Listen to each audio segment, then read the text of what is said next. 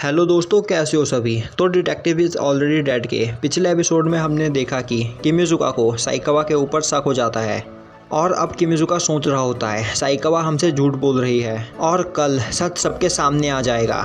तो episode 4 start करते हैं एक इंट्रो के बाद।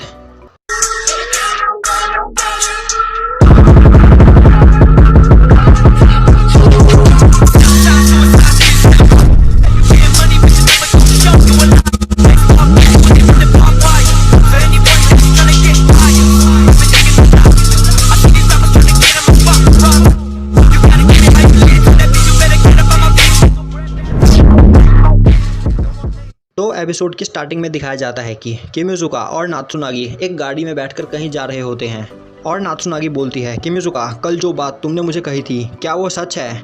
किमिजुका बोलता है, क्या तुम्हें मेरी बातों पर यकीन नहीं, और अगर तुम्हें यकीन नहीं तो तुम मेरे साथ क्यों आई हो। नात्सुनागी बोलती है, पर मुझे यह अच्छा नहीं लग रहा। किमिजुका बोलता है, क्या। नात्सुनागी बोलती है, डिटेक्टिव मैं हूँ और तुम मेरे असिस्टेंट हो, पर यह केस तुम सॉल्व कर रहे हो। किमिजुका बोलता है, वह दिन भी आएगा जब तुम मेरे बिना केसेस सॉल्व करोगी। और अब किमिजुका टाइम देखता है और बोलता है, हमें जल्द ही वहाँ पहुँचना होगा। नात्सुनागी बोलती है, तो क्या हम सच में यह कर रहे हैं। किमिजुका बोलता है, हाँ मैंने कल भी तुमसे यह कहा था। नात्सुनागी बोलती है, पर कल तो तुम पागलों जैसी हरकतें कर रहे थे। किमिजुका बोलता है, प्लीज़ यह मत बोलो। और अब वो ड्राइवर से बोलता है जल्दी गाड़ी चलाने के लिए। अब सीन शिफ्ट होता है और हमें दिखाया जाता है कि नात्सुनागी और किमिजुका कहीं भागते हुए जा रहे होते हैं और नात्सुनागी बोलती है, तुमने कहा था कि हमारी मदद करने के लिए कोई आने वाला है, पर यहाँ हम बस 2 हैं। किमिजुका बोलता है, जब तक सब कुछ हमारे हाथ में है तब तक हम यह केस संभाल सकते हैं और हम जो चाहे हमेशा हमें वह नहीं मिल सकता। नात्सुनागी बोलती है, तो तुम क्या सोचते हो वह कहाँ पर छिपा हो सकता है। किमिजुका बोलता है, मुझे नहीं पता, पर शायद वह कल की ही तरह वैसी ही किसी जगह पर छुपा होगा।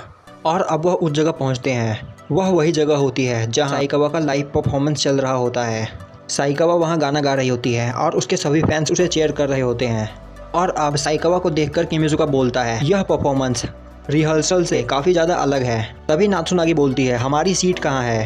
किमिजुका बोलता है, हमारी कोई सीट नहीं है क्योंकि हमारे पास कोई टिकट नहीं है। तो यह सब छोड़ो और चारों ओर उसे ढूंढना स्टार्ट करो। और अब सीन शिफ्ट होता है और हमें दिखाया जाता है कि फुयुबी कुछ पुलिस के साथ साइकावा के घर की ओर जा रही होती है। वहीं दूसरी ओर किमिजुका उस हॉल में खड़ा होता है और साइकावा का वह गाना खत्म हो जाता है। नात्सुनागी बोलती है, तो अब अगला गाना कौन सा है। किमिजुका बोलता है, अगला गाना 8-1 है।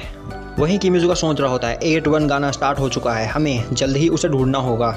और तभी हमें दिखाया जाता है कि नेक्स्ट सॉन्ग 8-1 नहीं सफारी पैंटम होता है। और यह देखकर किमिजुका और नात्सुनागी काफ़ी ज़्यादा परेशान हो जाते हैं और वह उस हॉल में चारों ओर अपने टारगेट को ढूंढ रहे होते हैं। वहीं किमिजुका सोच रहा होता है, अब हमें क्या करना चाहिए, हमारे पास अब ज़्यादा टाइम नहीं बचा है। हम इतने कम टाइम में इस पूरे प्लेस को सर्च नहीं कर सकते। आखिर वो है कहाँ। इतनी सारी तेज़ आवाज़ों में मैं उस पर कॉन्सेंट्रेट नहीं कर पा रहा, मैं उसे नहीं ढूंढ पा रहा हूँ। इतनी तेज़ आवाज़ में मैं कुछ भी सुन नहीं पा रहा और इस वजह से मेरा दिमाग भी काम नहीं कर रहा। हाँ, वह 100 किलोमीटर दूर से किसी के दिल की धड़कन भी सुन सकता है। और अब किमिजुका चिल्लाता है, यह मैं हूँ, क्या तुम मेरी आवाज़ सुन पा रहे हो, हमें बताओ कि हमारा टारगेट कहाँ है। तभी किमिजुका के फ़ोन पर एक मैसेज आता है, लेवल 2 मिडल सेक्शन। अब किमिजुका उस ओर देखता है तो उसे वहाँ एक बंदा साइकावा की ओर गन पॉइंट किए हुए दिखाई देता है। और हमें दिखाया जाता है कि किमिजुका को वह मैसेज भेजने वाला कोई और नहीं बल्कि कोमोरी होता है। अब किमिजुका जल्दी से साइकावा की ओर भागने लगता है और वह साइकावा की ओर भागते हुए सोच रहा होता है कि साइकावा का सबसे बड़ा सीक्रेट उसके आई पैच के अंदर छिपा हुआ है, वह सीक्रेट जो उसने हम सभी से छिपाया।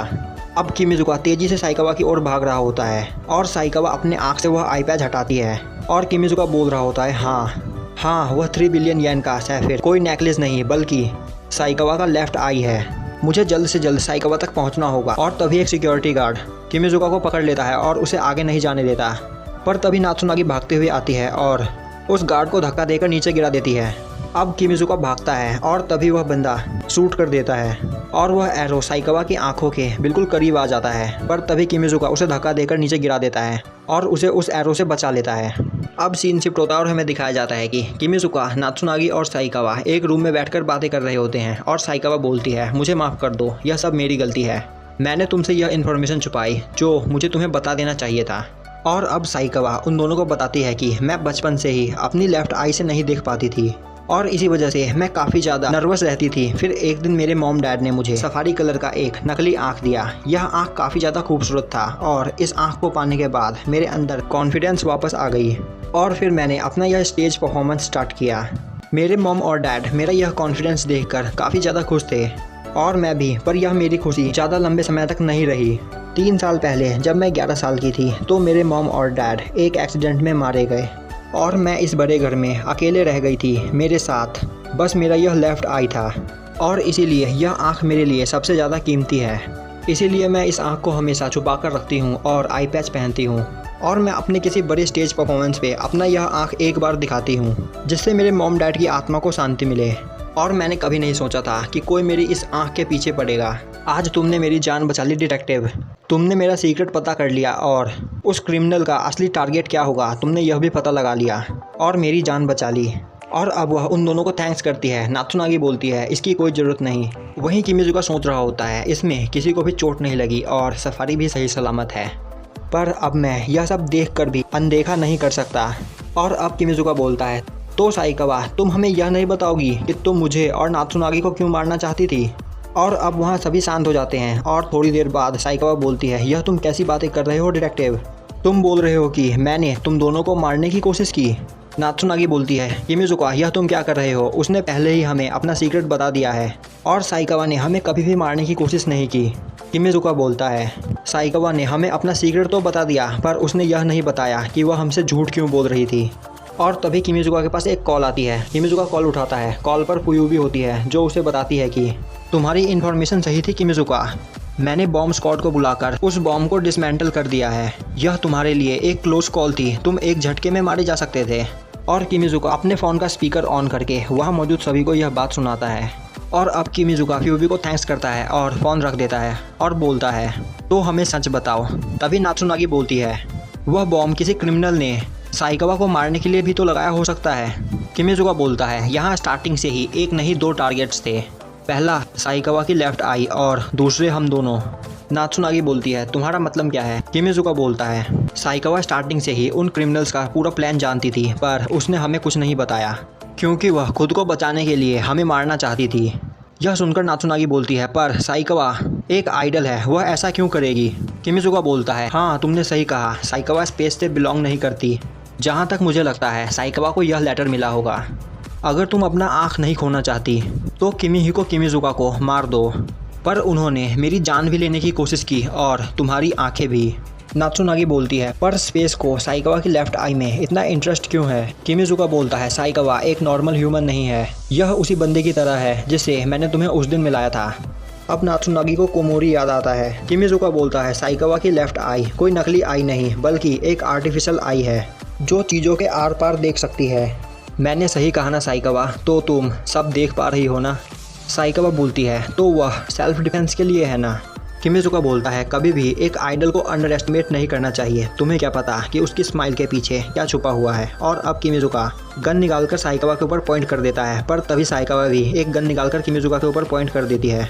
नात्सुनागी बोलती है पर क्यों साइकावा, तुमने यह क्यों किया। साइकावा बोलती है मैं अपनी यह आँख किसी भी कीमत पर तुम लोगों को नहीं दूंगी। किमिजुका बोलता है तो मैं समझ गया, उन लोगों ने तुम्हें यह बताया कि हम तुम्हारी लेफ्ट आई लेना चाहते हैं और इसीलिए साइकावा ने हमें अपने जाल में फंसाया और हमें मारने की कोशिश की। अब साइकावा बोलती है तो तुम्हें यह सब कैसे पता चला। किमिजुका बोलता है एक आंख से नहीं देख पाने वाला बंदा अपना 20% विजन खो देता है, वह 20% हिस्सा नहीं देख पाता। पर तुम्हें यह आई पैच पहनने के बाद भी इस चीज़ में कोई भी प्रॉब्लम नहीं हो रही थी। साइकावा बोलता है ओह तो अब मैं समझ गई, तुमने मुझ पर शुरू से ही ट्रस्ट नहीं किया था। किमिजुका बोलता है तो क्या तुम सच में सोच रही थी कि मैं तुम्हारा सबसे बड़ा फ़ैन बन चुका हूँ। साइकावा बोलती है पर तुम्हें बस इतनी सी जानकारी से यह सब कैसे पता चल गया। किमिजुका बोलता है यह सब मेरे ओल्ड पार्टनर की ट्रेनिंग का नतीजा है। किमिजुका बोलता है तो अब तुम्हारे पास कोई ऑप्शन नहीं, अपना गन नीचे कर लो। साइकावा बोलती है नहीं कभी नहीं। किमिजुका बोलता है क्या तुम्हें अभी तक रियलाइज़ नहीं हुआ, उस बंदे ने जब तुम पर क्रॉसबो से अटैक किया था फिर भी तुम उन्हीं लोगों का यकीन कर रही हो। मेरी बात सुनो साइकावा, हम तुम्हारे असली एनिमी नहीं हैं। अगर तुम हमें मार भी दो उसके बाद भी वह लोग तुमसे तुम्हारी लेफ्ट आई छीन लेंगे। और अब साइकावा गुस्से में किमिजुका के ऊपर गन पॉइंट करके गन चलाने ही वाली होती है कि तभी वह रुक जाती है और बोलती है मुझे यह पता है कि तुम दोनों मेरे दुश्मन नहीं हो, पर मैं अपनी यह लेफ़्ट आई किसी को देना नहीं चाहती और मैं अपने बिना लेफ़्ट आई के ज़िंदा नहीं रह सकती। मेरे मॉम और फादर पहले ही जा चुके हैं और अगर यह लेफ़्ट आई भी चली गई तो मैं वापस पहले की ही तरह एक कमरे में बंद होकर रह जाऊंगी।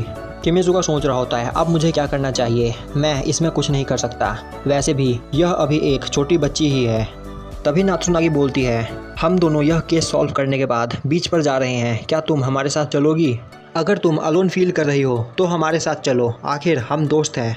साइकावा बोलती है पर तुम मुझे क्यों बुला रही हो, मैंने तुम दोनों को मारने की कोशिश की है।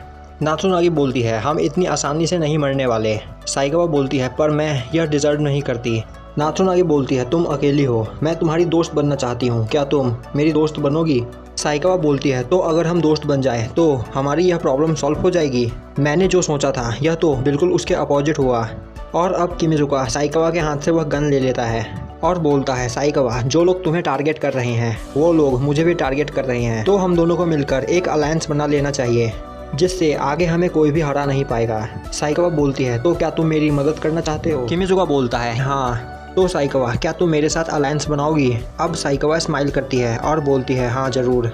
अब सीन शिफ्ट हो जाता है और हमें दिखाया जाता है कि एक लड़की एक जगह पर खड़ी न्यूज़ देख रही होती है। एक हाई स्कूल बॉय ने फेमस आइडल साइकावा की जान बचाई और अब वह लड़की अपना नेकलेस देखती है। उस नेकलेस में उसकी और सिएस्टा का एक फ़ोटो होता है और अब हमें दिखाया जाता है कि सिएस्टा, किमिजुका और वह लड़की एक बोट पर होते हैं और वह लड़की बोलती है मॉम, हाँ वह लड़की सिएस्टा को मॉम बोलती है, मॉम आपने इस लड़के को अपना असिस्टेंट क्यों बनाया है? किमिजुका बोलता है मैंने तुम्हें पहले ही बताया कि मैं तुमसे ज़्यादा वैल्यूबल हूँ। वह लड़की बोलती है पर मॉम का असिस्टेंट मुझे बनना चाहिए। और अब सिएस्टा उस लड़की को अपने पास बुलाती है। वह लड़की सिएस्टा के पास जाकर उसके गोद में सर रखकर लेट जाती है।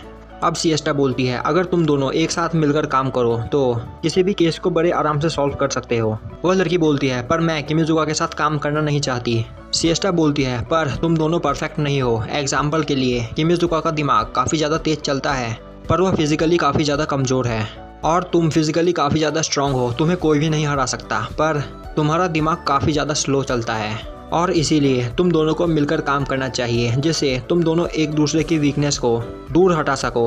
वह लड़की बोलती है पर मॉम मैं आपके साथ काम करना चाहती हूँ। सिएस्टा बोलती है तुम मुझे अंडर एस्टिमेट कर रही हो, मैं तुमसे 10 गुना ज़्यादा स्ट्रांग हूँ और मेरा दिमाग किमिजुका के दिमाग से 100 गुना ज़्यादा तेज़ चलता है, तो तुम्हें मेरी चिंता करने की कोई ज़रूरत नहीं। इसीलिए मैं चाहती हूँ कि तुम दोनों एक साथ मिलकर काम करो, तुम दोनों की टीम को कोई नहीं हरा सकता। और यहीं पे हमारा एपिसोड ख़त्म हो जाता है। तो यार कमेंट करके बताओ कि यह वीडियो आपको कैसी लगी। अगर वीडियो अच्छी लगे तो लाइक करें, चैनल पर नए हो तो सब्सक्राइब करें और बेल नोटिफिकेशन को ऑल पे कर दें जिससे हमारी आगे आने वाली वीडियोस आपसे मिस ना हो।